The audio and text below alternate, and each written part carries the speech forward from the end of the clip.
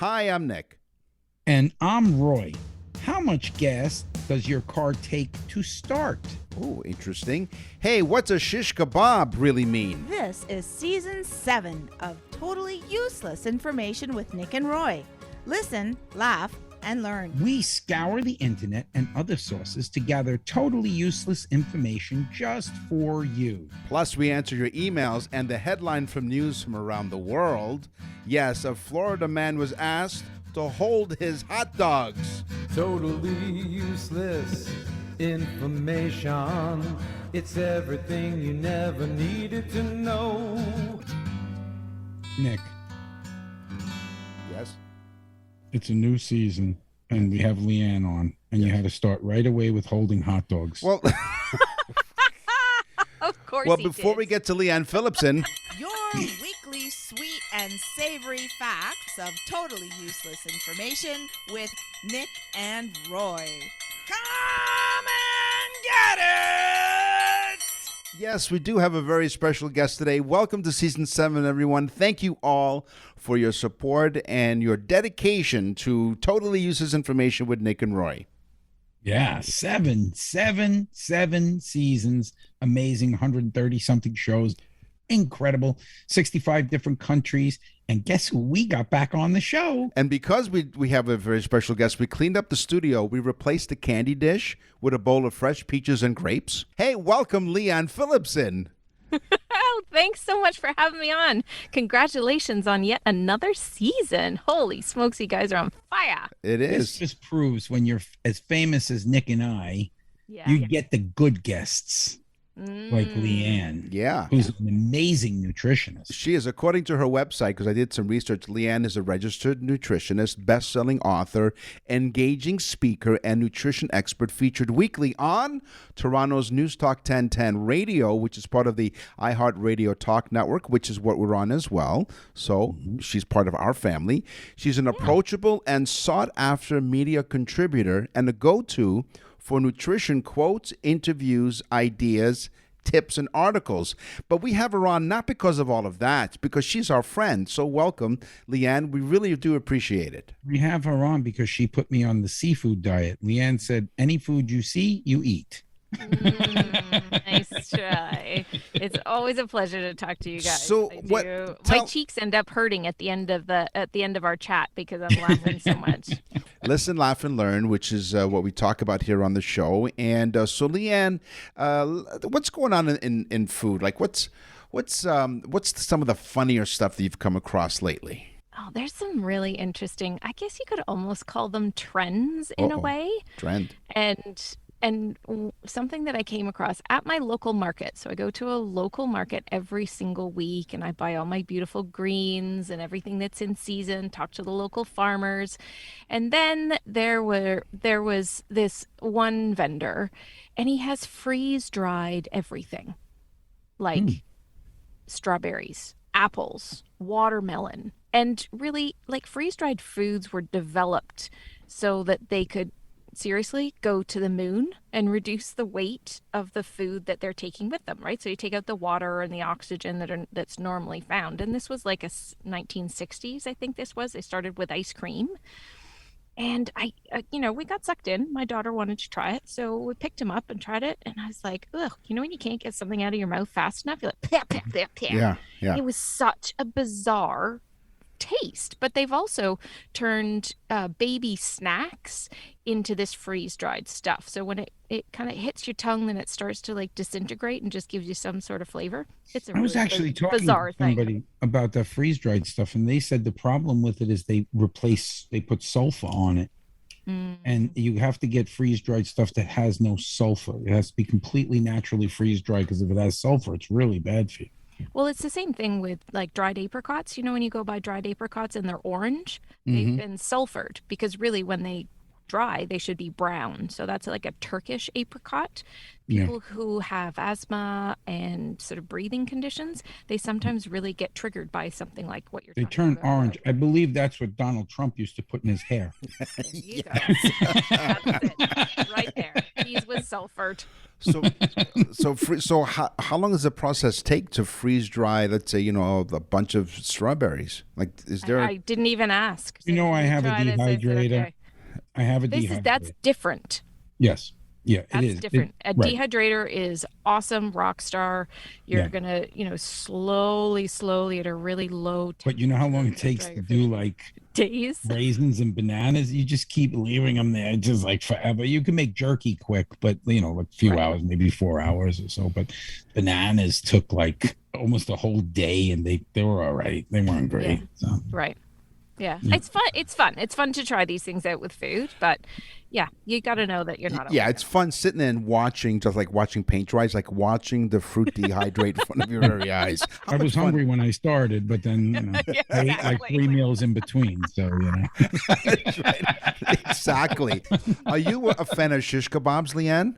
I do quite like a shish kebab. Okay. Yeah. So do you are these like shish kebabs that you would barbecue, like put some meats on it, or Yes. purely vegetables? So what would a Leanne Phillipson shish kebab look like? I just had some a couple of weeks ago that had a bunch of peppers, onions, and shrimp that were folded differently. Like, I kind of looked at it as I took it off the shish kebab and thought, that looks really cool. How did you do that? So I think rather than putting it through kind of as it laid flat, they folded it in half and then stuck it through. It was awesome and so incredibly tasty. I love shrimp with anything. So I don't want you to be offended in any way by what I'm about to say, Leanne, but when I do shish kebabs, I rub my meat. yes. I pause. Wow. Yeah. I rub my meat with cumin, and I rub it with ginger Yep. and some curry powder. And I let beautiful. that sit overnight. Yeah. And I let it soak in a little bit of coconut milk.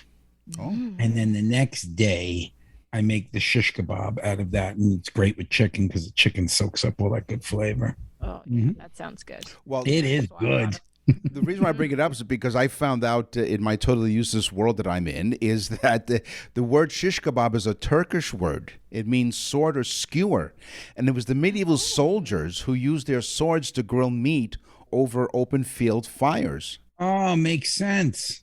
They stuck the meat on their sword to put it over the fire. Exactly. Wow. And so in Turkey, shish kebab does not really normally contain vegetables because they may be cooked on a separate skewer. But I guess here in North America, they combine all of the meats and the vegetables. But apparently, I think Roy, for those of you who don't know, Roy is a trained chef with papers and everything. He has his papers. Show me your papers. Yeah, they put the papers on the floor in the bathroom like they're a puppy. That's right. He's a paper trained chef. So you were telling. So apparently you know a little bit more about shish kebabs in terms of how to assemble a shish kebab. You just can't throw anything there randomly. Well, a lot of times people mess up with the shish kebab. They use the wooden skewer, they put it on the grill, and the skewer falls apart. What you need to do is put the slower cooking items in the center and put the quicker cooking items on the outside, like the tomato and stuff like that. And then you place those items on the outside and you cover them with tin foil and keep the meat very tight in the center and cook the meat so that the shish kebab skewer doesn't burn away. And then at the end, you take off the tin foil and you get the nice char on the vegetables and they got a little bit of a snap to them. And then you take that chicken off and it's got that curry, cumin, ginger flavor coming off of it. It's wonderful. boy. It's good. You're not getting hungry now. I don't know what is. You're listening to Totally Useless Information with Nick and Roy. Our very special guest is a registered nutritionist, Leanne Phillipson, our friend. You know, we had a lot of fun a few months ago. She came over to our Christmas party. And if I remember correctly... Nick, don't discuss what happens at the Christmas party here online. But she brought over this dish, apparently, that it's like eating out of a skull or something. What was that? It was something like... Does this Christmas party have anything to do with holding the hot dogs? The news? No. That's coming up in News from Around the World later in the show. Not you. I'm talking No. about Nick. No. Speaking of... Believe me, Nick can hold his own hot dog. Well, now just because you're a registered nutritionist doesn't mean that you don't indulge in richer foods. Like your diet isn't berries and nuts and anything like that. Like you indulge every once in a while, right? There's a true confession. Yeah. And I have a really big question for you after this. Go ahead. Okay, I don't indulge in hot dogs. Okay. So I won't be a part of that conversation other than to say everybody gets to choose what they put in their mouth, Okay. as I talk about on my podcast. So, so no, I don't, because I don't enjoy them and I'm kind of scared about what's in them, but that's okay. But really, the majority of my diet is quite healthy. But I do love, like, probably my biggest vice is crisps. And I say crisps because I like British crisps better than I do North American chips. Because they just, I don't know, they just taste different. And I lived in England for a while and they know how to do their crisps. Oh, see, so now she said the word crisps. So here's a question I have for you. What type of oil? Because I only use avocado oil, which is super expensive. Yeah. But there is avocado oil. And then also, second part to the question, do you know about seaweed oil? Ooh, I have not heard of seaweed oil. So go ahead. What type of oil do you like to use? And then I'll tell you about seaweed oil. So extra virgin olive oil, organic. I always use that in any salad dressing, drizzling, anything like that, or just to dip some beautiful bread and vinegar with herbs and spices in. She makes it sound sexy. I know. Yeah. So drizzle yummy. that olive oil all over me. Yeah, okay. It's like sure. first I take a naked piece of bread and I drizzle it with olive oil. I bathe it in it and run it through it. Roy will turn anything into a naughty duck conversation. Like I'm What do going you to finish find? their oil thing. What I fry in? Well, first of all, I don't really fry, but if I use the frying pan or anything like that, it's always coconut oil or grass-fed butter. Like I've got like ghee. thing about mushrooms right now. I learned how much it supports your microbiome, which are your good bugs in your belly. And every week at this market, not the dehydrated or the freeze-dried guy, I go over to the mushroom guy now instead. I buy like 4 or 5. He's the guy wearing the tie-dye T-shirt. Yeah, different kinds of mushrooms, and I He's fry like, them. hey, Leanne, what's happening? You Yeah, want to buy yeah. some mushrooms? go on. Yeah, and then I fry them all up in butter. Okay, very quickly. Seaweed oil. Yeah, tell me about that. What's Super that all high about? temp. Super Yeah. high temp. Oh, great saturated fats, things like that. Really great. It is probably the world's greatest oil, but it's so hard to get and it's super expensive. It's like Right. $30 for a small little thing of it. Right. But seaweed oil is going to become something once they figure out how to process it properly. Right. You know, but And not again, kill it like they did with the exactly. Like vegetable I only oil. get the cold pressed avocado oil, which I love. But let me tell you about hot dogs. There is a grass fed, non GMO, grass fed, completely uncured, natural skin hot dog on the market that is actually gluten free. All it has is meat, some garlic, some vinegar, a couple of those small items, no preservatives, no nothing. And it's a hot dog, and it tastes like a hot dog you would taste. So it's almost decadent, but good for you. It's not called a sausage, really, or it's a sausage that they just decided to call a Well, hot dog. sometimes I call it my Italian sausage, but You know, Nick? I'm disappointed in you, Roy, because usually you call it a hot Italian sausage, but come on. the old spicy hot Italian sausage. So now, since you don't really indulge in any of the fried stuff, so then I won't tell you about the corn dog.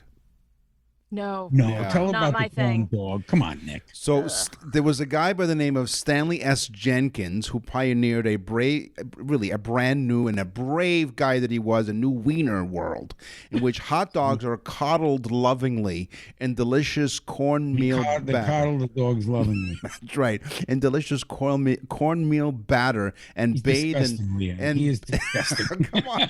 Okay, I could read this 2 ways. Okay, I'll do it this way, right? So, hot dogs are coddled lovingly in delicious cornmeal batter, then bathed in hot oil, a treatment benefiting culinary royalty. Or we could read it this way. Hot dogs are coddled lovingly in delicious cornmeal batter, then bathed in hot oil, a treatment. Or- Yes. Nick, you could read it this way. The guy ran out of buns, took some cornmeal, slapped it on the hot dog, and threw it in the fryer. You may Then the laugh. corn dog. You may was laugh, born. but this corn dog, Stanley S. Jenkins, filed a patent with the U.S. Patent Trademark Office for an appliance that allows him to impale battered foods with a stick or a handle and deep fry them in oil. So you may laugh, but Dangerous to me. Seriously, is this dude got a patent on like the Oreos the Mars bar, the butter. Deep because fry? it's on a Well, stick. maybe the machine, maybe the actual appliance that The he Impaler. That's right, the Impaler. Impaler. We'll call him The Impaler. Stanley S. Jenkins, the Impaler. So now you might think about corn dog a little differently now after hearing that. I don't think about corn dogs. No, No, Not big No, on them. They're not ugly. really. I'll just think ugly about the gray hot Impaler, dogs. actually, The is what I'm Impaler. going to think about when people Yes. talk about all this deep fried stuff so they go for. Dangerous, Leanne. So unhealthy. so Leanne Phillipson is not only a registered nutritionist, like we mentioned, she's also a host of her very own podcast called Eat yeah. This. Tell us about your podcast, Eat This. Well, we have a laugh a bit like you guys too, talking about all the things to do with food, because food can get to be a bit of a heavy subject at times, Yeah. can't it? Yeah. And all your health issues, your aches, your pains, your headaches, just all the things that go along with it. So we bring a lot of levity to it. But really, my passion is to educate people, so no matter where they're at on their health journey, that they can be empowered with more knowledge and understanding, because you don't always get the answers from, say, your doctor or the people that you're going to see to help you, which means you got to take charge of your own health. See, if you listen to Leanne speaking just now, you realize how ridiculous me and Nick really are. we choose to bring people totally useless information. So she's the complete opposite. So her Our podcast. listeners heard Leanne for like 8 seconds and they were like, blah, blah, blah. No, well, but She's much too smart for us. she is. But she continues to come on our show, which we really do appreciate. So listen, laugh, and learn is what we do. I So got something, Nick. Well, let me just let the people know where to find Leanne Phillipson, which is Oh, Eat wait, This, yeah, her you got podcast, to- Eat This, no which is problem. available on the iHeart Talk app, right? On the app, the This. iHeartRadio app. iHeart, really everywhere you get your podcasts. Exactly. But make sure that you search for Eat This with Leanne. Right. And then I'll pop right up. I'm juggling. It's a some great oranges. show, guys. Eat This with Leanne. Yeah. Beautiful. Yeah, you got to really tune into her show because I love her show. But did you see the picture she's juggling? What are you juggling there? It's Oranges. oranges. Yes, she's an orange juggler. Yeah. Not really. I dropped them all over the floor. It was just a good shot. Yeah, not to be mistaken with the impaler hitting your juggler. That's right. Yeah. That's right. I got one good for you guys. All right. And this is for you too, Nick. You're going to love this. Tonic water, Yeah. Mm. quinine, which by the way saved the Panama Canal. Otherwise, it would have never been built because people were getting malaria and they took the quinine and it stopped the malaria. Right. But quinine's an interesting compound. So tonic water has quinine in it. And the quinine, the compound of quinine, when the lights are completely off, glows. It picks up the light and actually has a glowing property to it. So the next time you're drinking a gin and tonic in the dark, you will notice that it glows. It has a slight glow to it because of the quinine. That's amazing. I like that one. That's fascinating. I just this morning talked on radio about how to save your liver from all the summertime drinking and things like a gin and tonic, and suggested a gin sonic. Gin Sonic. That sounds interesting. Sounds futuristic. What's Gin Sonic? Sounds refreshing. It does, doesn't it? Well, the concern with the gin and tonic is that not only are you getting the booze, the clear booze is the best way to go, but you got lots of high fructose corn syrup in your tonic water. But otherwise, like, gin and soda doesn't really work. So you actually do some gin, a bit of tonic, and then top it up with soda water. And it's just better on your liver, on your hydration, and it's actually really refreshing. But I wonder if it's still going to glow in the dark. Probably not. Put like a wedge of lime in it, maybe something like that. For sure. So take the tonic bottle and sit it next to the two of you. It's very romantic. Yeah, exactly. It's not a candlelit dinner; it's a tonic water lit dinner. Yeah. That's Okay. it. There you go. So Roy and I used to work in a restaurant. Roy's father owned the restaurant for many years, and I was a waiter there. So here's my next question: what is a dumb waiter? Nick, No, not me. your picture's there. Listen. So dumb waiter is used to bring up food from a restaurant to kitchens below, and also to take dirty dishes back down in the dining room. It's hidden an essential service in almost every mansion, cafe, and restaurant. Maybe if you've seen one of those old time movies where you see like a dumbwaiter in that situation. So this lifting device has been used for thousands of years, Leanne. The first recorded use dates back to around 200 BC during the age of the Romans. Yes, an architect described installing a dumbwaiter to allow the movement of goods.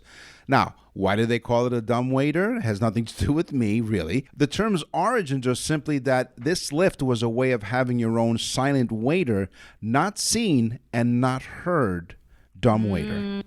Oh, okay, that makes much more sense. It does. I mean, it's kind of interesting how way back then, like 200 BC, they thought of something like this. Crazy. And I think if anyone ever goes and finds one, the first thing they think of is, can I fit in there? I'm sure and go for a ride. I'm sure if we've interviewed a few firefighters along the way, I'm sure they've had many a call for persons stuck in a dumbwaiter. They put the dumb in dumbwaiter in that situation. That's more where it was coming from, I thought. Yeah, for sure. You're listening to Totally Useless Information with Nick and Roy. Leanne Phillipson, our friend and registered nutritionist, is on our show once again. Really thrilled to have you. And Leanne, how can people get in touch with you? You can search for Eat This with Leanne to listen to my podcast that goes out every single week. You'll find all the show notes and information on leannephillipson.com. And also, I've got a great line of supplements. I've got my award-winning book and so much more information about the radio that I do over on sproutright.com. So leannephillipson.com and sproutright.com. So what you need to go on, folks. You need to listen to Leanne's show. It's awesome. After you finish listening to our show here, then you go to Eat This with Leanne. Look that up. Yeah, you can go right over to Leanne. No. Okay, go ahead. We'll wait. We'll wait for you. You know what? There's just, you got to laugh, which is an excellent medicine, but then you got to go learn the stuff about what you put in your mouth. So it's good. Well, the expression, you are what you eat, right? I mean, that's really important. So what are the fun food stuff that have you come across in the last little while here, Leanne, you can share with us? Oh, gosh. What else has kind of got me scratching my head? Oh, I know. Bacon. Everything. Bacon in everything. Yeah. Bacon, like, covered in chocolate. A bacon martini. What? A bacon on top of donuts. Oh, my God. Bacon-flavored mayonnaise. Bacon on anything. Even bacon-flavored vodka, even. Love I mean, it. I get the loving bacon, but can we just leave it at bacon? No, bacon. I like bacon. Bacon vodka is fantastic because think about it. It has a smoky property, almost like a bourbon. Oh, so they're just really marketing it as You're not into the bacon everything? Smoky.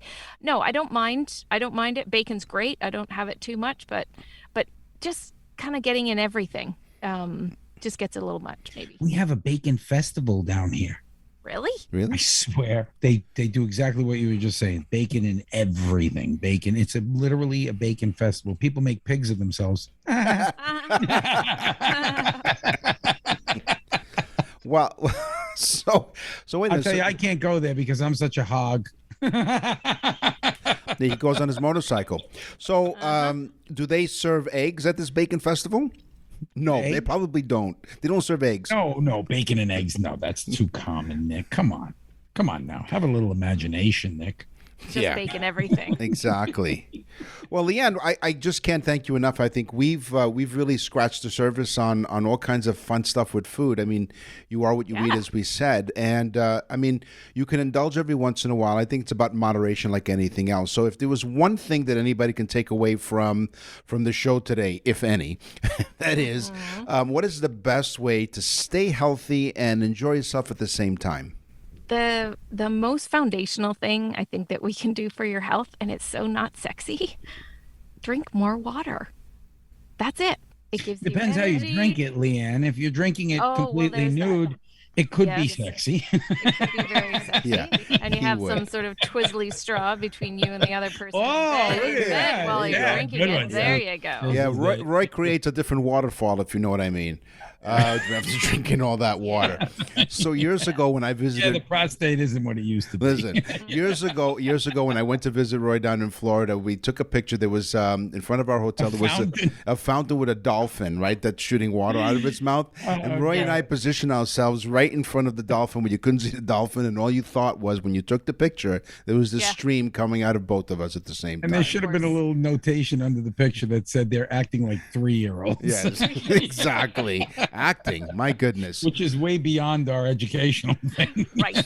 So once again, Leanne Phillipson can be found at leannephillipson.com and sproutright.com. Eat This with Leanne is her podcast. It's pretty popular. How many downloads have you gotten since you started this thing? Way over 200,000 now. Wow. Find out 200. why. You know what's funny? You know what I got out of this whole segment What's with that? Leanne? What's that? That Nick knows where to buy an impaling machine. Right, There and you deep go. fry it. Leanne Phillipson, thank you so much. We are thrilled to have you as part of our first guest ever on season 7. Thank you for joining us on Totally Useless Information with Nick and Roy. Thanks so much for having me. It's always a blast. Thanks, Leanne. Bye, Leanne. You're listening to Totally Useless Information with Nick and Roy. This is Totally Useless Vehicle Information with Nick, Meet Me, and Roy. Vroom, vroom. Boy, she's always full value, isn't she? Leanne Phillipson, leannephillipson.com. Thanks so much. That was a lot of fun. It's fun. Yeah, Yeah. I like having her on. Hey, how about And it's interesting. I mean, really, you learn a lot of cool stuff from her. Yeah, exactly.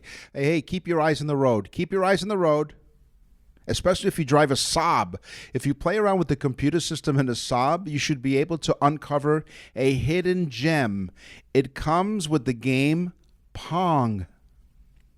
What? So it's like one of those Easter eggs where if you play around with the computer system in a Saab, it'll actually uncover the game Pong. Really? Yeah, that's Do they safety. even make Saabs anymore? They do. Where? In Sweden? Probably, but if you have a computer system, don't play. Just don't touch the computer system. You know, I worked for Saab, right? That's right. Yeah. Scania. Scania was they built airplanes, and then they came out with Saab. And believe me, they were a sob story. You bought those, you were crying. Yes. There you go. The gas gauge. Yes. Yeah, the gas gauge. This is very simple stuff. Gas gauge. Okay, we right? use it all very the time. important. Yeah, yeah. They weren't added to cars until 1922. That's 35 years after the first car was made. That's a lot of roadside assistance. It Nick. is. I was going to say a lot of jerry cans. Imagine they would open up and look inside the gas tank to see how much gas was in there. My gosh, could you imagine? Looks like I got about a half. I think I'll make it. Yes. Exactly. And then people you While you're smoking a cigarette. Let me check the gas. Boom. boom. Yep. I guess no more gas. Yeah. As you're riding along, you see these two people pushing the car. How come? Because we didn't calculate the amount of gas properly. I'll tell you why, because it's 1921. The gas gauge isn't coming out till next year. Yeah. Gauge this. Sons of... Hey, put that in your tailpipe. Technology has come so far that nearly 80% of Formula One drivers have a coating on their exhaust pipe that was originally designed for nuclear reactors.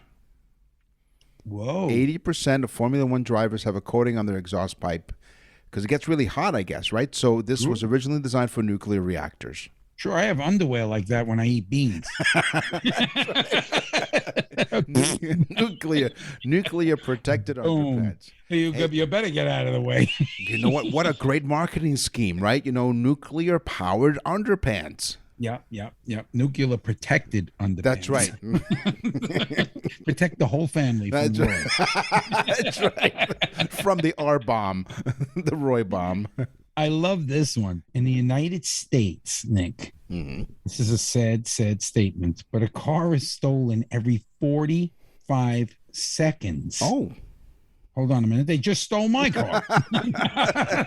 So by the time you're finished revealing this fact, a car is stolen in the United States. One was just stolen. Oh. Every 45 seconds, a car is stolen in the United States. In Canada, a car is stolen every Oh, there you go. There goes another one. I don't have the stats for Canada. I wish I did. Well, the thing is that at the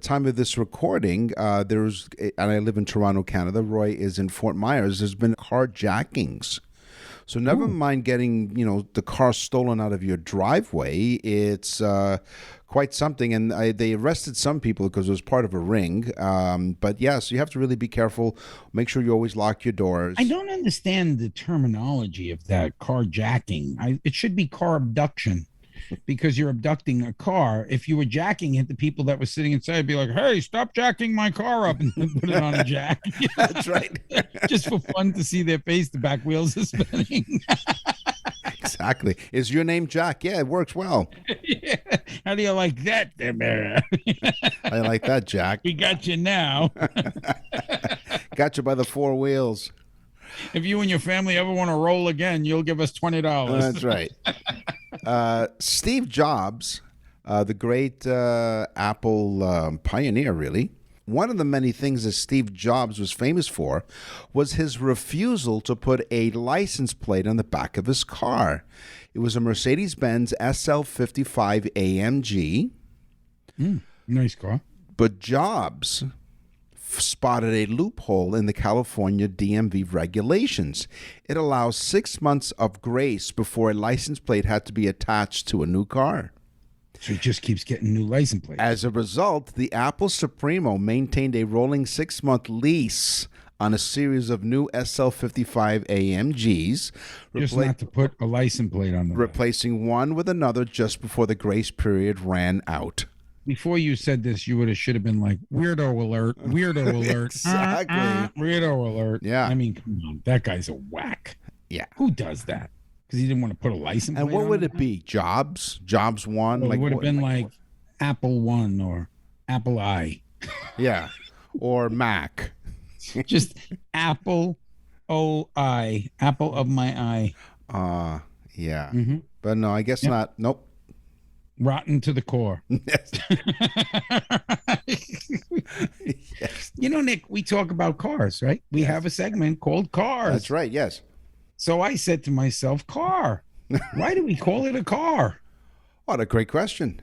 Right? I mean, car. Where did this come from? And it had to come from 1900 basically on. So it's a new word. Where?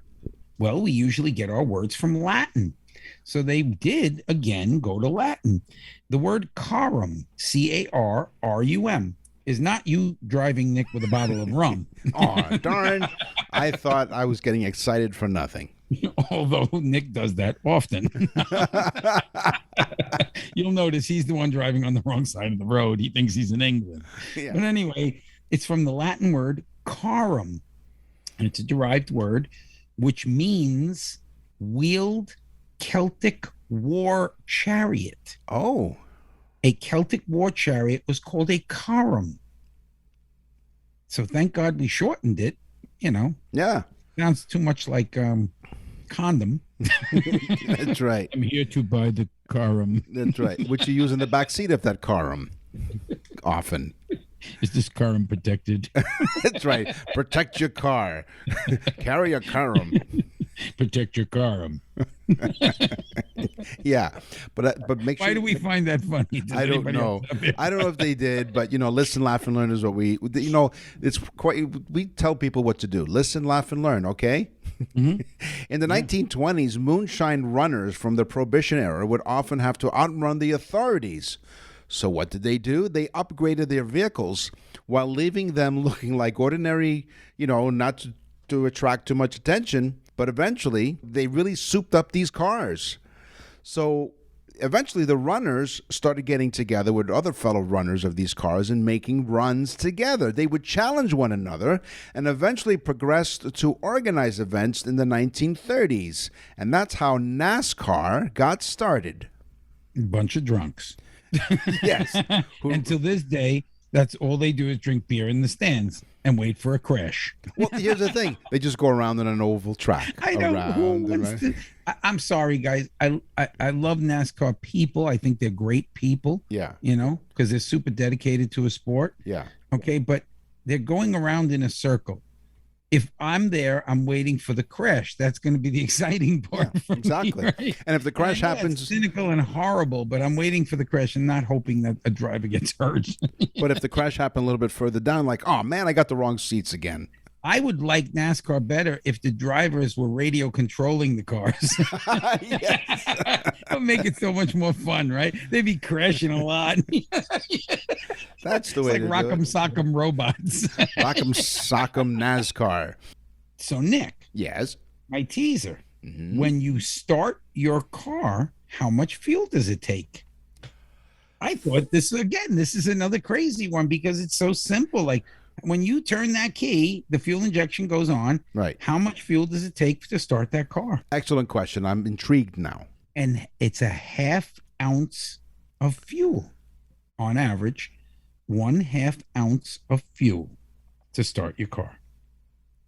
You know, that's amazing. It takes human beings 2 cups of coffee, which is 16 ounces. Yes, start to get their day. going. And the car starts on a half an ounce. So in most modern cars, they have these, automatic stop, like ESS or whatever they call it, right? So basically, what happens is when you're at a red light, the engine stops to save fuel, and it starts up again. So obviously, they would have to redesign some of the starters because if you're starting up the car over and over again, you burn out the starter. So they've redesigned the starters. But so a half an ounce each time that you shut off the engine shuts off at red light or something. But apparently you save 3% of fuel using that system. So I've heard from many a don't believe it. mechanic. No, you don't. Scares me. That thing I hate. I turn it off all the time. Yeah. The A, Yeah, I turn that off. That's right. I don't want people to think I'm against the environment because I'm not. no. But I don't think that saves anything except wrecks my starter and uses that little battery that they put to start. That's There's right. 2 batteries in your car now. Yeah, there is. Yeah, exactly. Crazy. You're listening to Which Totally. is more weight, which uses more fuel. But go on. Yeah, and okay, how about this though? Then how about what do you do with those batteries? Huh? Where will you take them? All right. Okay. Shoot them in space. Sure. Exactly. And you know what? The rockets be battery powered. Send them up Uranus. Battery powered Uranus. Hey, thank you for joining us. Over 65 countries have decided to jump on board. We're glad that you did the same. We also encourage you to go to our website, nickandroy.com. Many fun things to do there, not the least of which are birthday messages. Oh, the best. Birthday messages are people are going nuts over these birthday messages. It's Nick and I. And again, we do a small show for you for your birthday. And we talk about things that happened on the day that those people were born and some interesting facts about that. It is the greatest gift for someone that has everything. I can't even tell you the emails. I'm going to discuss one today in the mailbag. And the people just are going nuts for this. It's guys, it's like $24. It's the best gift ever. You go to nickandroy.com, you hit on birthdays. It's right up on top on the search bar. You hit on birthdays and you can actually listen to a sample too. So you get an idea of what it is. Do it. You will get the people will call you up and go, that is the most amazing thing ever. So awesome. The most common comments we get is thank you for allowing us for this unique gift. They really enjoyed it. So nickandroy.com is where you go. And you're listening to Totally Useless Information with Nick and Roy. Welcome to the Totally Useless Information Fashion Show. Ever see those fringes? Usually you'll see them on Native American clothing. But the Native Americans are credited. Yeah, actually, I do pay attention to them when they're on a dress. I've paid attention to a number of them, the way they sway back and forth. Yeah, and they mesmerize Are we talking about the fringes now? Yes, you are. Yes, exactly. They mesmerize you. And Roy's like, Roy, here, over here. Over here. So the Native Americans are credited as being one of the first to incorporate fringes into their clothing for both decorative and practical purposes. The fringes were crafted in leather or suede and were crafted from strips of cloth and served to reduce textile waste. It is a common practice among Native Americans to not cut away the seams, but instead clip them into fringes. The fringes also served as an excellent repellent against rainwater and natural hazards, including flies and mosquitoes. Oh, sure. Confuse the flies and mosquitoes. They also used the cloth from the fringe in case one needed to tie something on the spot. I will say this, Nick. Yes. A lot of fashion is designed off the indigenous people. that lived in North America. Yes. A lot of fashion comes from them. The moccasin shoes that we all wear, they call them driving shoes now. They're literally a derivative of what the indigenous people of North America used to wear. Yep. The hoop skirt. Oh, Nick wears one on the weekends when he goes to clubs. exactly. And they call me hula hoop for short. They call him Nick the Hoople. Yes, they do. So the hoop skirt Yeah. was invented and worn for the first time by Queen Juana of Portugal. Oh, okay. The reason it was invented was she wanted to hide her pregnancy. Oh, So she had a designer come to the royal whatever mansion and design a skirt that could hide the bulge of her pregnancy.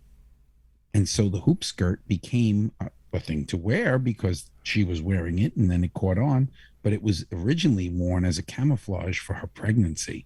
Cool. the first maternity outfits, huh? The hoop skirt.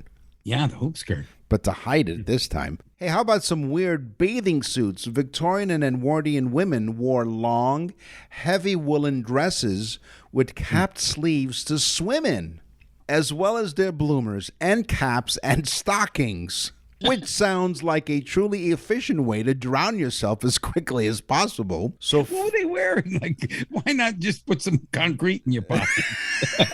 exactly, same effect. Woolen dresses, right? Cap sleeves, bloomers, caps, and stockings. Oh, no. Come on. To go swimming. Yes.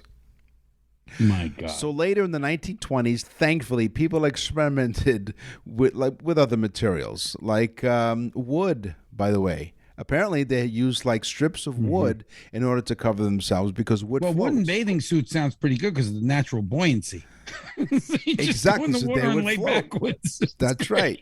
They became boats. Yeah, I was just going to say a wooden bathing suit's called a boat. Exactly. Row, row, row your boat. Yeah. Oh my God. Yeah, you got to see some of the bathing suits down here in Florida, folks. First off, you go to Miami, topless is okay. Okay. And it's okay. Let me tell you, it's okay. No, he didn't mean that as like it's okay, like the law allows. It's like hey, I it's didn't mean that okay. in a Rodney Dangerfield kind of way, although it did sound like it. It's okay. I'll tell you, it's okay. It's okay. It's okay by me. But why they don't even just go nude is beyond bizarre because they're not wearing tops and then they have these thong bathing suits on. Yeah. Literally, there is just this V type of cover in their frontal area, Mm-hmm. and it leaves nothing to be desired. No, I mean they're wearing Because jeans. everything is desired. Listen, it's desirable to you, of course.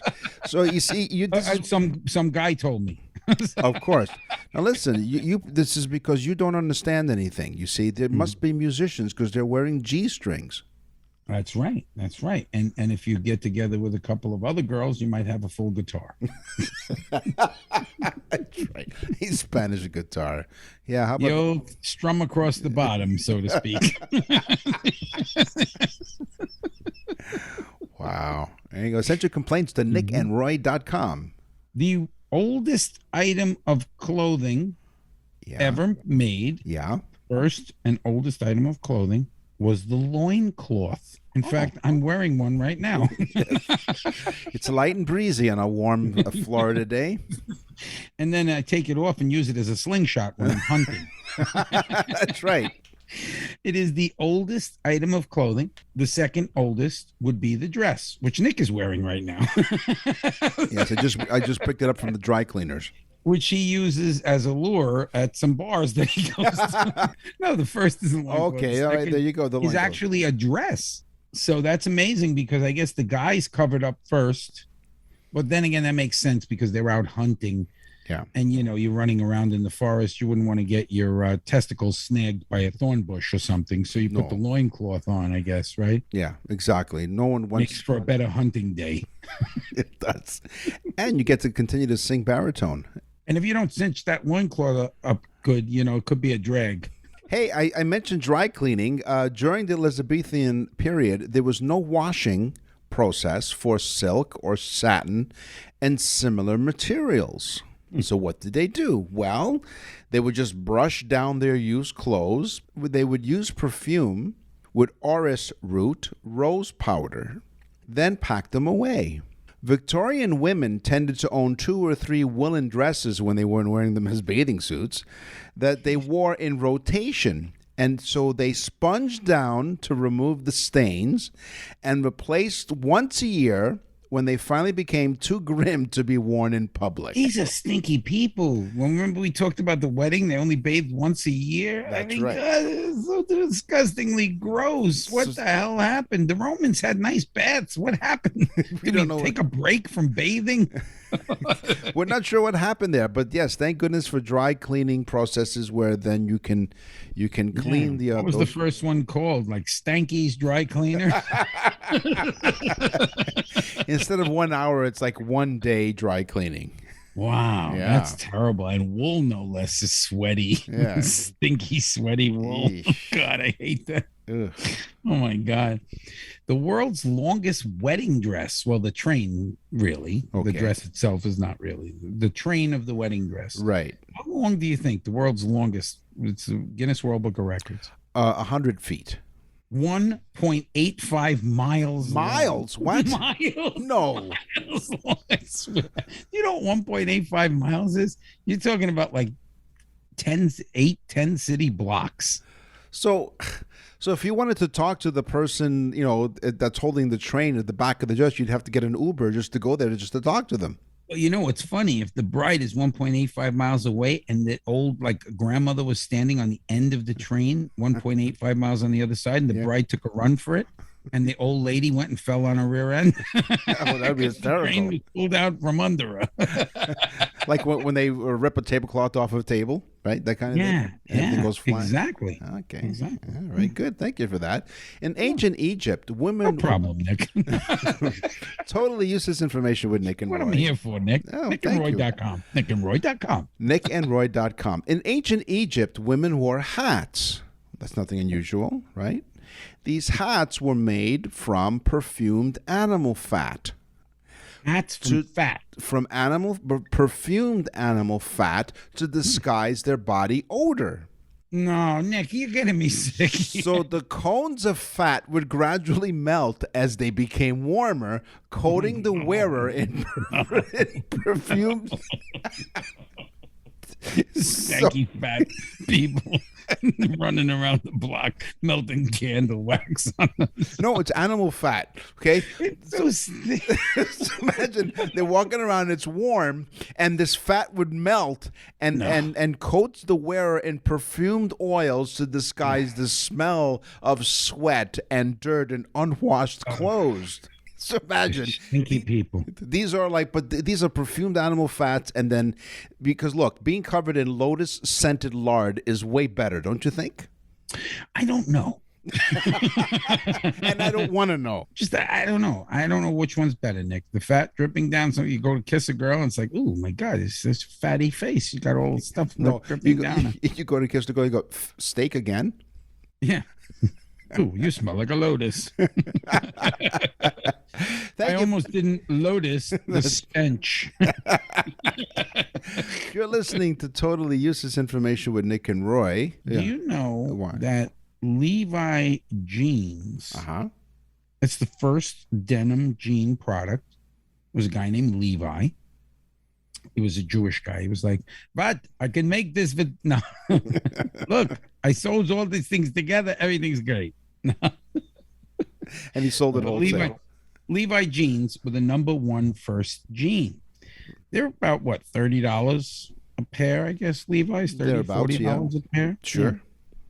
When they first sold, the first pair sold for $6 worth of gold dust. Oh. And the year was 1853, and that's why you have an 1853 Levi's cut. It's the original cut. There you go. But anyway, 1853, Mr. Levi sold his first pair of jeans for $6 worth of gold dust, and that was the price because he said nobody gets the discount. That my cousin Bernie gets a discount. He gets wholesale. He does. Hey, you get wholesale, totally useless information here. We don't cheap you out on anything. All you have to do is go to our website, nickandroy.com. Lots of great things to do there. Like we said, you could check out our birthday messages there. Check that out. And also you can check out past episodes, the past 6 seasons. We're now in season 7. All kinds of fun stuff. You know what else they could do, Nick? What's They that? can leave us a message. That's A right. voice message or a written message. 2 ways for you to get in touch with us. You can leave us a voice message right on the website, or you go to the top at nickandroy.com/contact us. What's in the mailbag? What's in the mail?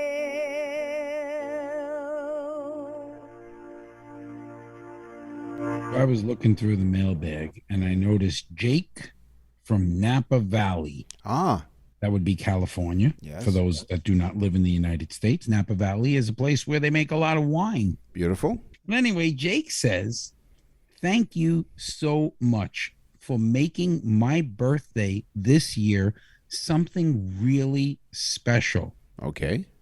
I received a birthday message from Nick and Roy, and he wrote back to us because he was so taken back by the fact that this was an amazing, amazing gift. He said, I'm a hard person to buy for, and this was just something special. So, Jake, happy birthday, man. A second time. You got the preferential treatment. You Yes, got that's right. But happy birthday the second time. Thank you, folks. If you want to go on nickandroy.com, just click on birthday messages. It's that simple. It's an awesome gift. nickandroy.com. Hey, my mailbag, Sharon from Windsor, Ontario. And Windsor is one of the cities that, in fact, we have our radio show on the iHeartRadio Talk Network. And all you have to do is click on the iHeartRadio app. You can listen to our show. And she comes to us from Windsor. Dear Nick and Roy, we cannot get enough of your show. We listen to you on your podcast every week when it comes out. And we listen to you on the radio on the weekends on my smart speaker in my house. Very smart. Smart lady to listen to totally useless information. Here's Yeah, my... it's so simple. You just say, like Siri or Alexa, play totally useless information with Nick and Roy, and the newest show will pop right up. Exactly. She knows what she's doing. Here's my question. Sharon from Windsor says, who invented the cuckoo clock? And when was it invented? I'm thinking of getting one. Well, Sharon, thank you very much. It's a great question. The cuckoo clock was attributed to Franz Anton Ketterer, an esteemed clockmaker. Nick, Yes? can you say this one more time? Say it over again, please. And I'm going to play some background. So go wait. ahead. The cuckoo clock has been attributed to Franz Anton Ketterer, an esteemed clockmaker operating around the 1730s from the Black Forest village of Schönwald, which is, let me guess. Close to Mannheim, where my grandmother was from. So this is Germany. So it's the Germans. And we make the best clocks ticky-tock. In Schönwald, it's a village where many cuckoo clock makers still operate workshops to this very day. So thanks to Franz Anton Ketterer. Honestly, my grandmother was from that area, and I had a Black Forest cuckoo clock. I lost it in a fire, but I actually had a Black Forest cuckoo clock. It was amazing, all handmade. It's beautiful. And it would go cuckoo, cuckoo, and then this guy would spin around, and this woman in a dindle, they'd spin around, and eventually they'd spin so much that they'd be together, and it looked like they were pressing against each other. Yes. But that's another story. It's a different kind of cuckoo clock. Cuckoo. As I heard on a TV show, it's a cuckoo clock. You're listening to Totally Useless Information with Nick and Roy. And now for something completely useless. So, I was thinking, I saw one of those hourglasses. Wait, what were you doing? I was thinking. I noticed smoke coming from your headphones. That's right. And the fire department came. They tried to put out the fire. It was amazing. And the I animal. find it very hard to believe that, Nick, you were actually thinking. Listen, so, how much sand is in an hourglass? Ooh. So this is an actual hourglass that it takes an hour for the glass to, even though it's called an hourglass. Very good that you were specific. They They were- were egg timer hourglass is right. That's Very right, good. exactly. Thank Right. you. This Thank is you. specifically to an hour, to a true hourglass. Very interesting. There Good. are approximately 5 million grains of sand in an hourglass. Wow. And so are the days of our lives. That's right. And so are the days of useless information. Another thing my grandmother used to do, days of our lives. Okay. So now, Swans in the hourglass. now you have this look on your face, Roy. You're asking me, Nick, what kind? do? Yeah, you do. And what you want to ask is, what kind of sand is used in an hourglass? Ooh, yes. So ask me. And Nick, Yes. what kind of sand is used in an hourglass? I'm glad you asked. White quartz sand, the sand found on sparkling white beaches, it's attractive, but not really used for the hourglass because it's too angular and does not flow smoothly. Can't use that. Nope. Marble dust, other rock dust, and rock flour, powder from glass cutting, and round sand grains like those of river sand are best for sand clocks or hourglasses. Sure, the river sand is more pummeled and circular and the flow better. Exactly. So 'Cause there's five. one thing you need is a good flow for hourglasses and urination. Yes. Or if you're just in a regular country. It depends. If you're in a nation or a country. That's right. You're a nation. Can you imagine? Hey, yeah, and they're always pissed. So there you go. See, now the next time you look at an hourglass, now you know. Hey, today on the show, we talked about food. We had a very special guest and really dear friend, Leanne Phillipson, on the show. Yeah, she was fun. We talked about cars. It's time for the news. And now, from around the corner and around the world, this is TUI News. A Florida man with hustle, eat, sleep, repeat tattoo was charged with throwing hot dogs at a police officer. Hot dogs. Jason Stoll is out on bail, according to online court records, but a Tampa Bay area man was arrested for allegedly throwing a hot dog at an officer who warned him he was violating a city ordinance. What do you think? He was at a gay bar? No, that's right. He wanted to throw the hot dogs. Wieners for everyone. He threw a hot dog at a pig. Jason Stoll, which is, by the way, is slang for cop. Nick. He What? threw a hot dog at a pig. That's right. Yeah. Oh, offensive. No, listen. Offensive. According to some slang Let us dictionaries. First responders and service people. Of course, yes. Without them, they'll just leave me hanging. Yeah, you go ahead. I did not call them a pig. I had nothing to do with that. Now, Jason Stoll, who is 47, is charged with felony battery on a law enforcement Big charge. It's a Yeah, big it was charge. a big hot dog he threw. It was one of those jumbo franks you get at the ballpark, right? Yeah, he was Costco footlong. But go ahead. That's right. He threw a Maybe he dried them beforehand. They're a little harder to get to him. Sure.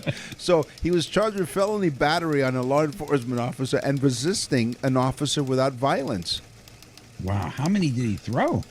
Doesn't say. Maybe later on in the story here, but around Usually there's 8 in the pack.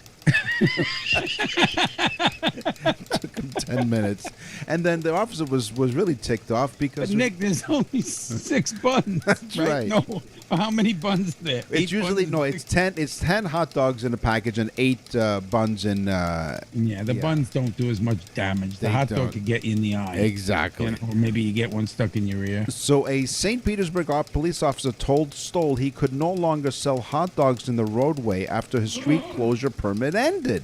Oh, this is why. An officer asked him to close up shop, but he He was continued. loaded. He had a lot of hot dogs. He did because he tried to continue to sell the hot dogs. Oh, no.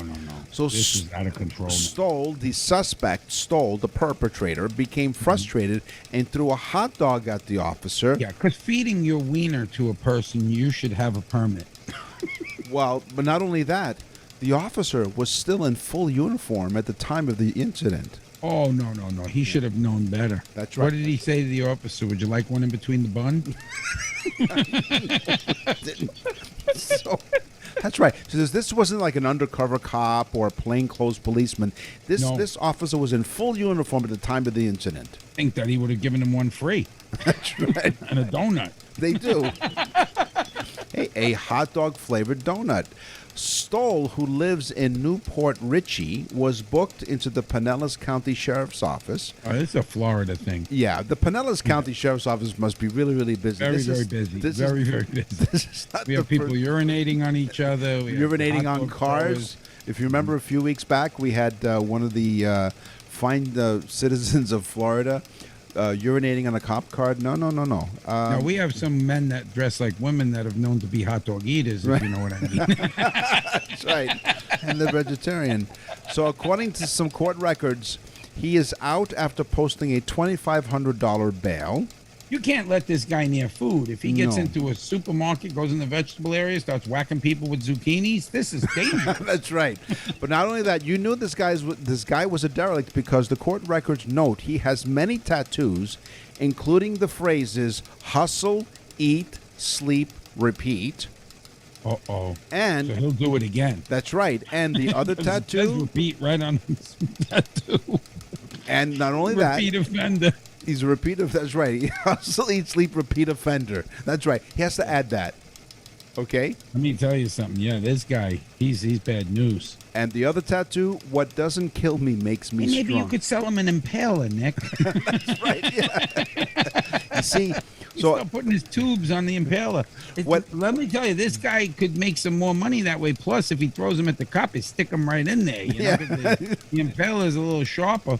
Plus, who the hell doesn't like a nice big meat on a stick? Yeah, a tubular meat.